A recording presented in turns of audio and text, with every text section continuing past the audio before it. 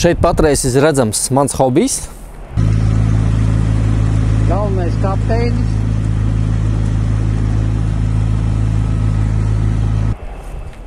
Manā uztverē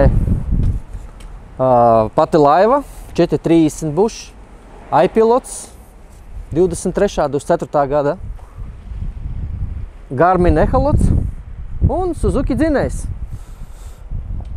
Kā saka, laiva paredzēta ir makšķerēšanai pamatā plēsīgajām zivīm, sams, zandarts un līdaka, nasaris citreiz. Bušlaiva, tāpēc, kad draugs nopirka Dulkanu laivu, tāpēc man ir buš, viņam ir Laurents, man ir Garmins. Viss ir dažādi, lai varētu pamēģināt dažādus tipus. Ar vienu braukāties nav interesanti. Pabrauks ar šito, nepatiks, pāries uz citu, vai otrādi. Tāpēc arī buš ar cieto dibenu, tāpēc, ka man bija ar piepūšamo dibenu, bet tagad, kā saka, tas laiks ir izgājis un prasās tieši rips. Uz viļņiem labāks, noteikti ātruma ziņā būs drošāks. Tāpēc arī ribu izmantoju. Un cenas starpība tur, teiksim, vai ribam, vai ar piepūšamo dibenu, tur tie savi, nav tā cenas starpība tik liela. Daugava, Alūksnes ezers un visi pārējie Latvijas ezeri, kur var iebraukt iekšā. Un iespējams, ka varbūt kaut kur uz Somiju, vēl kaut kur, visur, kur var pārvietoties ar traileri. Tāpēc viņi arī ir uz trailera, lai viegli ir uzvilkt, viegli ir nomest un var makšķerēt arī vietā, kur gribās.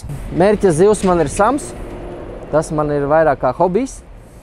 Un tieši ribam ir ērti sēdēt arī uz balona un darīt tās lietas, kas, teiksim, no plasmasas laivas nebūtu iespējams.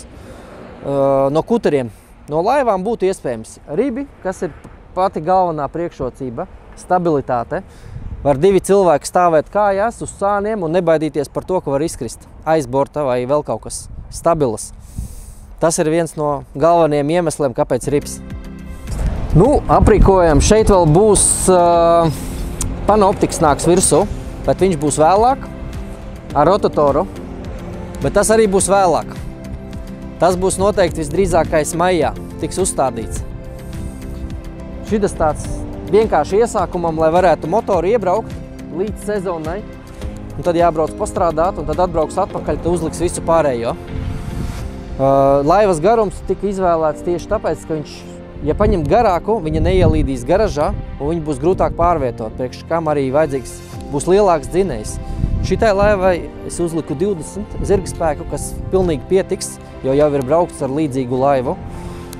Un, ja ņemt lielāku, tad ir jāņem lielāks dzinējs un viss pārējais, teiksim, daudz kas mainās, teiksim. Un tad visa būtība mainās ar to, ka, var sadārdzināt visu. Ar šitos doto brīdi pilnībā pietiks. Laivai visi vadi, kas nāk no priekšpuses, no jebkurienes, ir ievesti caur zondēm zemgrīdas, lai nekas pa virspusi neietu. Tad viņi iziet aizmugurē ārā un pievienojās tur, kur viņiem jāpievienojas pie akumulātora. Un darbības zonā nav neviena vada, kas varētu maisīties makšķerēšanas laikā vai kaut ko noraut.